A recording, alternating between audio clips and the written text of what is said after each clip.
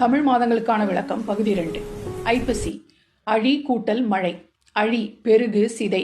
மழையின் பெருக்கத்தால் வெள்ளம் ஏற்பட்டு சிதைவு உண்டாகும் காலம்.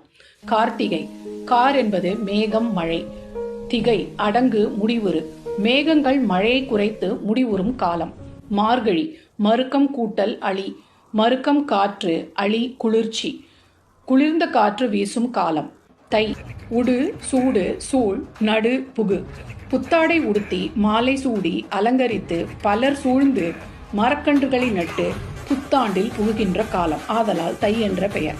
மாசி வாசி என்பதின் திரிபு மாசி. கல் பாடு இசை. புதிதாக கற்றலும் பாடுதலும் இசைத்தலும் ஆகிய வினைகளை செய்யும் காலம். பங்குனி வரம் கூட்டல் குளம். வரம் என்பது வற்றுகை நீரில்லாமை. குளம் நீர்நிலை. வரக்குளம் என்பது பார்க்குணம் கூட்டல் ஈ. இது பங்குனி என்று